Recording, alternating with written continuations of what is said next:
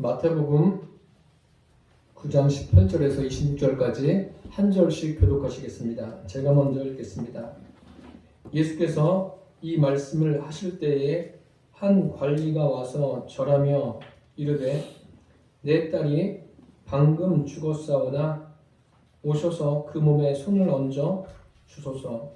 그러면 살아나겠나이다 하니 예수께서 일어나 따라가시니 제자들도 가더니 12해 동안이나 혈루증으로 앓는 여자가 예수의 뒤로 와서 그 겉옷가를 만지니 이는 제 마음에 그 겉옷만 만져도 구원을 받겠다 합니다. 예수께서 돌이켜 그를 보시며 이르시되 딸아 안심하라 내 믿음이 너를 구원하였다 하시니 여자가 그 즉시 구원을 받으니라. 예수께서 그 관리의 집에 가사 피리 부는 자들과 떠드는 무리를 보시고 이르시되 물러가라 이 소녀가 죽은 것이 아니라 잔다 하시니 그들이 비웃더라. 무리를 내보낸 후에 예수께서 들어가사 소녀의 손을 잡으심에 일어나는지라. 그 소문이 그 온 땅에 퍼지더라. 아멘. 오늘 말씀의 제목은 예수님을 만난 사람, 이라는 제목으로 함께 은혜를 나누겠습니다. 여러분들은 예수님을 만나셨습니까? 하나님께서 독생자 예수님을 이 땅에 보내셨습니다. 예수님은 이 땅에 오셔서 공적 생애 기간 동안에 하나님의 말씀을 전하시고 또 정한 시간이 되어서 십자가에서 고난받으시고 죽으셨습니다. 그것으로 끝난 것이 아니라 무덤에 장사된 지 사흘 만에 부활하셨습니다. 사망 권세를 깨트리고 성경대로 다시 살아나셨습니다. 부활하신 예수님은 40일 동안 제자들에게 하나님 나라의 일을 말씀하셨습니다.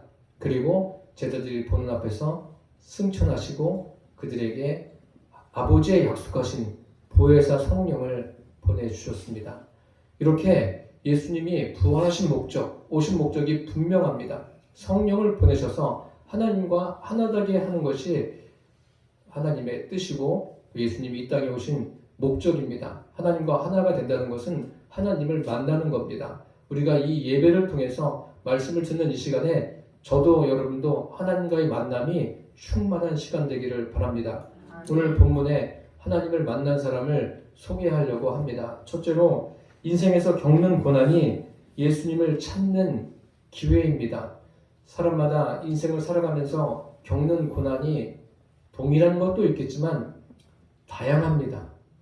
어떤 사람은 마치 욥처럼 고난을 겪는 사람은 이 땅에 찾아보기가 아주 드물겠지만 찾아보기 드물 정도로의 고난을 겪는 사람도 있고 또 어떤 사람은 다른 사람에 비해서는 고난이 정도가 약하지만 그래도 그 자신에게는 고난이 큰 경우가 있습니다. 어쨌든 인생에서 고난을 당하지 않은 사람은 없습니다. 여러분들도 지금까지 인생을 살아오시면서 크고 작은 고난과 맞닥뜨렸으리라 저는 생각합니다. 오늘 본문에도 고난당한 사람들의 이야기가 있습니다. 한 관리가 소개되고 있는데 이 관리는 마태복음 9장에 보면 오늘 본문에 보면 그 딸이 죽게 됐습니다. 죽었어요. 그리고 마가복음에는 예수님을 찾아왔는데 아직 죽기 전이고 또 누가복음도 마찬가지예요. 마태, 마가, 누가복음에 이 내용이 기록되어 있는데 마태복음이 굉장히 짧게 기록되어 있어요. 짧게 기록되어 있는데 죽은 상태에서 예수님을 찾아왔습니다. 찾아와서 예수님 앞에 엎드립니다. 이 사람은 관리라고 했습니다. 관리라면 그 당시에 높은 지위에 있는 사람이에요. 지위에 있는 사람이 그 나사렛 청년 30살 이쪽 저쪽 된 사람 앞에 엎드리는 겁니다. 이게 쉬운 일일까요? 쉬운 일은 아닙니다. 쉬운 일은 아닌데 지금 왜 엎드리는 겁니까? 딸이 죽었기 때문에 엎드립니다. 딸 때문에 엎드리는 거예요. 엎드려서 뭐라고 말합니까? 오셔서 내 딸에게 손을 얹어서 그로 구원을 얻어 살게 하옵소서. 손을 얹으시면 내 딸이 나을 것입니다. 딸은 죽었어요. 죽었다는 것은 그 다음에 할 일이 없다는 거예요. 사람이 할 수 있는 일은 없습니다. 죽은 사람을 사람이 살리는 경우는 없어요. 그러면 딸을 위해서 아버지가 해야 될 일은 이제 장례를 치르는 것밖에 더 있겠습니까? 그런데 그것이 아니라 이 한 관리는 용기를 내어서 예수님을 찾아옵니다. 자기의 딸을 위해서. 이것이 사람의 마음이에요. 부모의 마음이기도 하고. 여러분들 가족 가운데 어떤 질병에 걸리면, 위중한 병에 걸리면 그가 낫기를 위해서 기도하는 것은 당연한 것 아닙니까? 이건 인지상정이에요. 그리고 아무리 나이가 많아도 병에 걸리면 어떻게 기도합니까? 하나님 빨리 천국에 가게 해주세요. 그렇게 기도해요? 아니에요. 어떻게 해서든지 살아나야 돼요. 하나님 살려주세요. 이렇게 기도합니다. 제가 그 100세가 된 분의 그 장례에 가서 말씀을 전하고 왔는데 100세가 돼서 어머니가 돌아가셨음에도 불구하고 그래도 어머니가 계셨으면 하는 마음이 사람의 마음입니다. 지금 오늘 본문에 이 한 관리, 마가복음에는 회당장 야이로라고 소개하고 있는데 이 사람이 딸 때문에 나왔어요. 어린 딸이 죽었으니까 살려달라는 거예요. 이 생명 연장이라는 것을 인간의 노력으로 가능합니까? 불가능한 거예요. 그런데 이 인생의 어려움이, 이 고난이 예수님을 찾는 기회가 되었습니다. 이 예수님께 나왔다는 것은 참 잘한 거예요. 이것은 굉장히 중요한 행동입니다. 딸이 죽었는데 더 포기가 안 돼요. 사람들은 기도하다가도 죽게 되거나 이제 일이 다 끝나면 상황이 종료되면 이제 끝났구나. 더 이상 내가 할 게 없구나. 이렇게 되는데 아니에요. 죽었는데도 나옵니다. 다윗도 밧세바 사이에서 자녀를 낳지 않았습니까? 낳는데 중한 병에 걸렸어요. 주님 앞에 얼마나 간구해요. 간절히 구하는데 결국은 그 아이가 죽습니다. 죽으니까 그 다음부터는 어떻게 합니까? 다윗이 금식하다가 그냥 평상시대로 먹습니다. 그런데 자녀가 죽었다는 것을 신하들이 알리기가 무서웠던 거예요. 왜요? 살아있을 때도 저렇게 열심히 하나님 앞에 기도하고 금식하는데 죽었다는 소식을 차마 전할 수가 없는 거예요. 그런데 죽고 나니까 다윗이 일상생활을 하게 됩니다. 그리고 죽은 자녀를 위해서는 구하지 않았어요. 그런데 이 사람은 죽은 자녀를 위해서 기도합니다. 최선을 다한 거죠. 최선을 다하고 죽은 자녀가 예수님을 찾는 계기가 되는 거예요. 이 사람이 이 자녀가 갑자기 심장마비로 죽은 게 아니라 아파서 죽은 거예요. 그러면 아팠을 때 그 병을 고치기 위해서 이런저런 일을 안 해봤겠습니까? 여러 가지를 다 해본 거예요.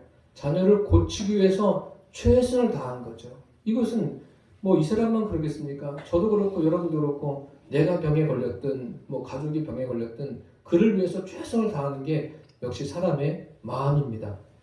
오늘 본문에 등장하는 또 한 사람, 12해를 혈류증으로 앓던 이 여인도 보십시오. 오늘 본문에는 간단하게 기록되어 있지만 이것을 마가복음에 보면 이 여인이 많은 의원에게 많은 괴로움을 받았고 있던 것도 다 허비했다라고 했어요. 그러면 이 혈루증을 고치기 위해서 얼마나 힘썼는가를 우리가 알 수 있습니다. 그냥 힘쓰다가 몸과 마음이 다 지치는 거예요. 그런데 이 여인 같은 경우에는 병이 나은 게 아니라 더 중해졌어요. 그런 가운데 이제 여인이 예수님을 찾은 거예요. 그 고난 가운데. 인생에 여러 고난이 있지 않습니까? 그 고난을 통해서 그것이 주님을 찾는 계기가 된다면 그것은 복이라 할 수 있습니다. 여기에 있는 이 사람들처럼 말입니다. 한 관리도 딸이 죽었는데 그 죽은 것을 통해서 예수님 앞에 나와서 예수님께 말씀드리고 또 예수님을 찾은 것, 이것이 기회고 복입니다. 또 12해를 혈류증으로 앓던 이 여인도 예수님을 찾은 것이 복이에요. 생명이 무엇입니까, 여러분? 생명이 무엇인가 하면 성경에 잠시 보이다가 없어지는 안개라 했습니다. 우리는 이 땅에서 몇 년을 살든 잠시 있다가 가는 것을 잊지 마십시오. 잠시 있다가 가는데 참 인생에는 많은 일들이 있어요. 많은 일들이 있는데 거기에 너무 관심 갖지 마시고 우리가 주님께 집중할 수 있게 되기를 바랍니다. 사도행전이 그런 거 아닙니까? 사도행전이 예수님께서 제자들 앞에서 이제 승천하시지 않습니까? 승천하시기 전에도 예수님께서 하신 말씀이 성령에 대해서 말씀하셨고 또 승천하시기 전에도 성령에 대해서 강력하게 말씀하셨어요. 그런데 그때 제자들의 관심은 어디에 있습니까? 제자들의 관심은 여전히 이 땅에 있는 거예요. 이스라엘을 회복하시니 이때입니까? 주님은 성령을 말씀하시는데 그들은 관심이 이 땅입니다. 우리가 이 땅에 살지만 관심을 하나님께 두고 살게 되기를 바랍니다. 성령님께 관심을 갖고 살게 되기를 바랍니다. 짧습니다. 굉장히 짧아요. 생각보다. 여러분 아시지 않습니까? 다 인생을 살아오셔서 인생이 얼마나 짧은지 아시지 않습니까? 신속하게 지나갑니다. 이 빠른 세월을 살아가는 동안 우리는 다양한 고난을 겪습니다. 여기 있는 이 사람들처럼 말입니다. 정도의 차이는 있지만 고난을 겪어요. 그러면 주님은 왜 우리로 하여금 참 피하고 싶은 이러한 고난을 겪게 하실까요? 그것은 제 생각이 아니라 성경에 있는 대로 그 고난의 시간이 주님을 찾는 기회가 되게 하기 위해서 주님께서 우리에게 고난을 겪게 하신다는 사실을 잊지 않게 되기를 바랍니다. 그래서 주님을 찾는 기회로 삼기를 바랍니다. 어떠한 고난이 내 앞에 놓여 있어도 내가 어떠한 일을 겪는다 할지라도 그것이 주님 앞에 엎드리고 주님을 찾는 기회가 되시기를 예수님의 이름으로 축복합니다. 둘째로 기회를 내 것으로 만들어야 합니다. 주님을 찾는 거예요. 고난이 있을 때 주님을 찾는데 찾는 것으로 끝나면 안 됩니다. 내 것으로 만들어야 돼요. 내 것으로 만든다는 것은 무엇입니까? 주님을 만나는 계기가 돼야 한다는 겁니다. 우리가 잘 알고 있죠. 고난은 기회다. 위기는 기회다. 너무나 잘 아는 말이에요. 이거 모르는 사람 없습니다. 그런데 모든 사람이 고난을 기회로, 위기를 기회로 만드는 것은 아닙니다. 그렇게 만들어서 사는 사람이 있고 어떤 사람은 고난과 위기 앞에 불평하고 원망하다가 그냥 인생을 송두리째 망치는 사람이 있어요. 대표적인 게 제가 가끔 예로 말씀드리지만 출애굽한 이스라엘 백성 아닙니까?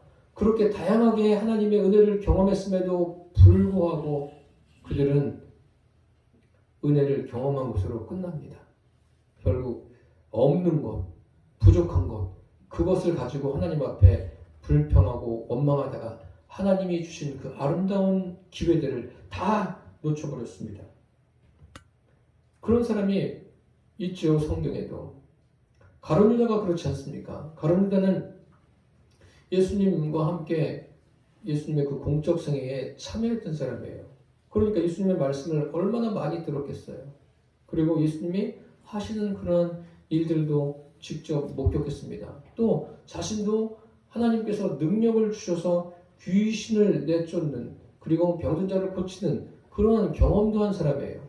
이런 정도 됐으면 주님을 잘 섬기고 그 사도행전에서 역사했던 그 성령이 임하고 베드로를 비롯한 다른 제자들이 복음을 전하지 않습니까? 거기에 참여했어야 되는데 유독 가룟 유다는 그곳에 참여하지 못했습니다. 주님께서 그 기회를 주시지 않습니까? 또 자기가 예수님을 판 것이 잘못이란 것을 깨달았어요. 깨달았으면 생각해 봐야 돼요. 생각하고 그러면 내가 어떻게 해야 되나? 회개하고 주님 앞에 나가야 되지 않습니까? 그런데 그렇게 하지 않았어요. 스스로 목매어서 죽습니다.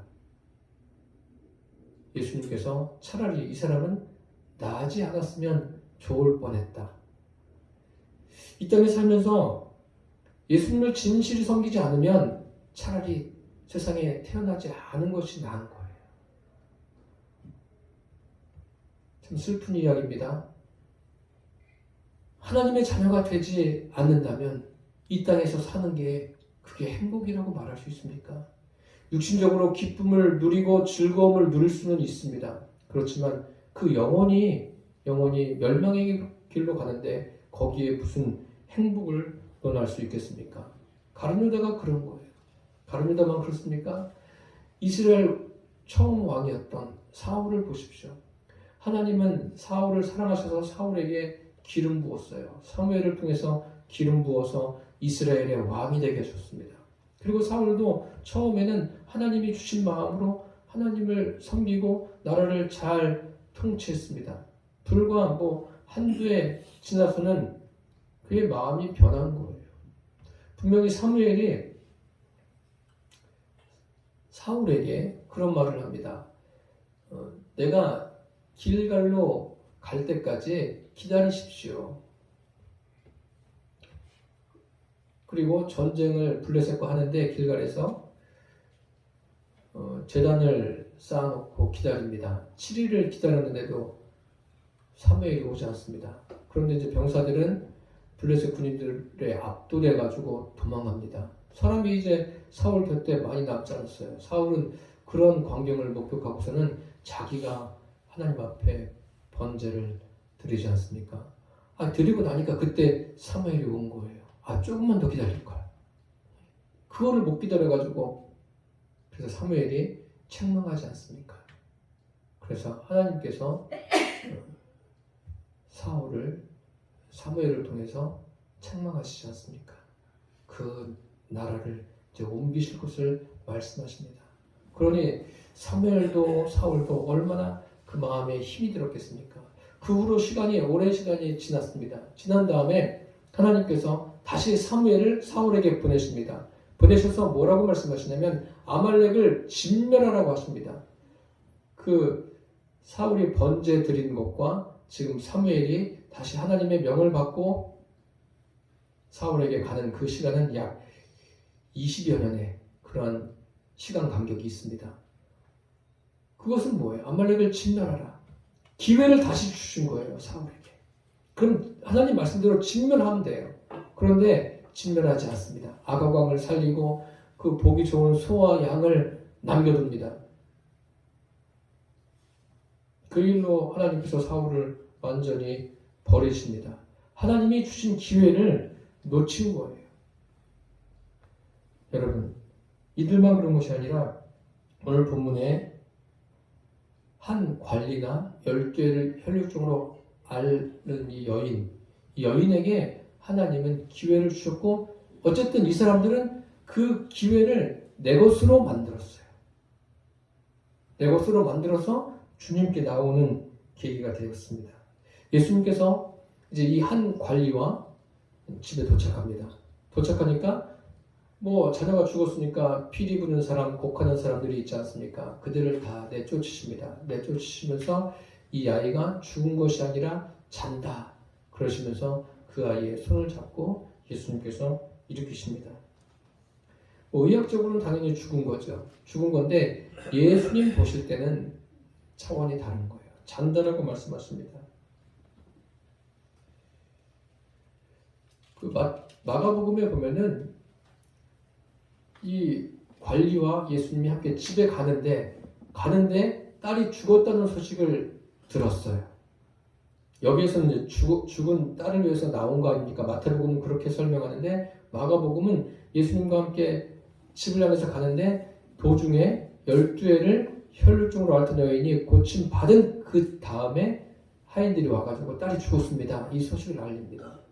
그러니 이 한 관리가 얼마나 참 마음에 부담이 되고 힘들었겠습니까? 딸이 죽었으니까요.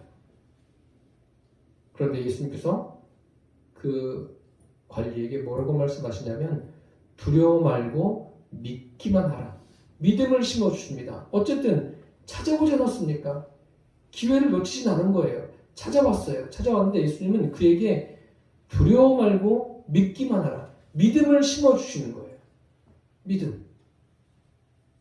그래서 집에 가셔서 그 딸을 살립니다.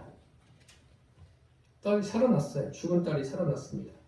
오늘 이 본문에서 잘 생각하셔야 될 것은 어쨌든 고난을 통해서 그 고난이 주님께 나오는 기회가 되었고 그 기회를 내 것으로 만들었다는 것, 이것을 여러분 기억하시기를 바랍니다. 누구에게나 삶의 기회가 있습니다. 돈 벌 기회, 명예를 얻을 기회, 또 내가 계획했던 그 꿈을 성취할 기회, 또 주님을 만날 기회, 다양한 기회들이 있어요. 성경에는 이렇게 말씀하십니다. 여호와를 만날 만한 때 찾으라. 주님을 만날 기회는 항상 있는 게 아니에요. 주님께서 우리에게 기회를 주십니다. 그 기회를 놓치지 않게 되기를 바랍니다. 그런데 그 기회란 것은 우리가 이 세상 떠날 때까지 주님께서 기회를 주십니다. 그래서 십자가상에 예수님과 함께 달린 두 강도 기억하십니까? 그 중에 한 강도에게 예수님께서 말씀하시지 않습니까? 오늘 내가 나와 함께 낙원에 있으리라. 죽기 직전에도 기회를 얻는 사람이 있다는 거예요. 그 기회를 이 두 사람은 어쨌든 자기 것으로 만들었습니다. 그러나 여러분, 세상에서 돈 벌 기회는 항상 있는 게 아니에요. 어떤 명예를 얻을 기회도 항상 있는 게 아니에요. 그런데 나이가 막 들어서도 부족한 물질을 내가 어떻게 하면 돈을 벌까, 이런 생각은 하지 마세요. 나이가 어느 정도 들으면 그때는 무엇을 생각해야 되냐면 나의 믿음이 제대로 하나님 앞에 있는가, 거기에 더 많은 비중을 두고 인생을 사셔야 합니다.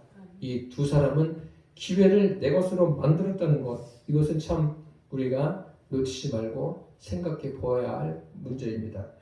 끝으로 12해를 혈육증을 앓던 여자처럼 예수님을 만나야 합니다. 한 관리를 보십시오. 대단하지 않습니까? 이 사람은 명예도 있고 또 다른 사람에게 존경도 받고 경제적으로도 안정된 사람이에요. 그런데 딸이 죽어서 나사렛 청년 앞에 엎드리는 거예요. 이건 쉬운 문제가 아닙니다. 그리고 우리가 볼 때는 굉장히 대단한 믿음을 가지고 있는 것처럼 보입니다. 근데 예수님께서 이 사람에 대해서 말씀하실 때 믿음에 대해서 말씀하신 것은 그 마가복음에 딸이 죽었다는 소식을 들었을 때 두려워 말고 믿기만 하라, 그것만 말씀하시고 딸이 살아났을 때는 그렇게 말씀하지 않으셔요. 딸이 살아났을 때 이 한 관리를 하면서 내 믿음이 크도다, 내가 이만한 믿음을 만나보지 못했다, 이렇게 돼야 되는데 그런 말씀 안 하셔요. 참 이상하지 않습니까? 그 말씀을 하셔야 되는데 그 말씀을 안 하셔요. 반대로 12해를 혈류증을 앓던 여인 보세요. 이 여인은 예수님 앞에 공개적으로 나오지 않았어요. 이 한 관리는 예수님 앞에 딱 엎드리니까 주변 사람들이 다 쳐다보는 거예요. 야, 이 사람이 도대체 누구냐? 보니까 관리 아니에요. 아는 사람도 있고, 저 사람이 왜 저렇게 엎드릴까 막 수근수근대고 다 보고 있는 거예요. 근데 이 한 여인은 아무도 몰라요. 자기가 거기 나왔다는 것도 몰라요. 몰래 뒤로 가서 내가 예수님의 옷에 손만 대도 나을 것이다, 그런 믿음이 생겨서 원래 사람들 틈새를 통해서 와가지고 예수님의 옷자락에 손을 댑니다. 손을 대자마자 병이 싹 났어요. 참 놀라운 일입니다. 그런데 이 여인에게 예수님께서 뭐라고 말씀하십니까? 가던 발걸음을 멈추시고 누가 내 옷에 손을 댔느냐 하니까 제자들이 뭐라고 그래요? 예수님 보십시오. 사람들이 지금 막 밀치고 있지 않습니까? 그러니까 예수님의 옷에 손댄 사람이 한두 명이 아니에요. 예수님은 지금 그 한 관리의 집에 떠밀려서 가시는 거예요. 막 등 떠밀려가지고 쭉쭉 가시는데 제자들도 그렇죠. 누가 예수님 옷에 손을 댔겠습니까? 보십시오. 이 사람 저 사람이 다 손 대지 않았습니까? 그런데 예수님은 당신에게서 능력이 나간 것을 아셨어요. 그래서 누가 내게 손을 댔느냐? 그러니까 그때 이 여인이 자기가 예수님의 옷자락에 손을 댄 것, 왜 그렇게 됐는지 그것을 이야기하고 자기 병이 나은 것을 사람들 중에서 다 이야기했어요. 그때 예수님께서 뭐라고 말씀하십니까? 딸아, 평안히 가라. 내 믿음이 너를 구원했다. 거기에서 선언하셨어요. 많은 사람들 앞에서 이 여인의 믿음을 이야기하셨어요. 그리고 우리가 이 마태복음 9장 앞에 보면은 백부장이 예수님을 찾아오지 않습니까? 그도 역시 그 하인이 중풍병으로 누워있는 것을 보고서 예수님 앞에 나와서 엎드려서 간구해요. 대단하지 않습니까? 그 인생의 고난을 가지고 주님을 찾아온 사람 중에 한 사람이 백부장이에요. 그리고 예수님께서 내가 가서 고쳐주리라 하니까 이 백부장이 뭐라 그럽니까? 백부장이 그렇게 이야기하지 않습니까? 주님께서 내 집에 들어오심을 나는 감당하지 못하겠습니다. 다만 말씀으로만 하시옵소서. 주님이 말씀으로 하지 않습니까? 그러면서 내 믿음대로 될지어다. 이 말씀이 떨어지자마자 즉시로 하인이 나았어요. 이렇게 공개적으로 예수님께서 다 알리셨어요. 그런데 신기한 거는 죽은 사람이 살아났어요. 12살 된 딸이 살아났습니다. 그런데 예수님께서 뭐라고 말씀하십니까? 오늘 본문에는 자세하게 기록되지 않지만 마가복음과 누가복음에는 아무에게도 알리지 말라. 마치 이순신 장군처럼 내 죽음을 알리지 말라. 뭐 이런 거예요. 알리지 말라는 거예요. 아니 이렇게 기쁜 소식이 있는데 왜 알리지 말라고 그러셨을까요? 그리고 이상한 거는요.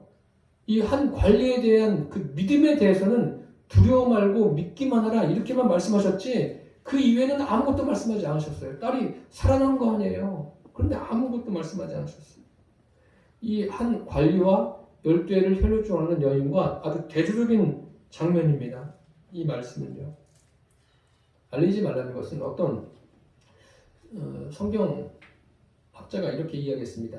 그리스도께서는 이들이 조용한 가운데 하나님의 일을 곰곰이 생각할 여유를 갖기를 원하셨다.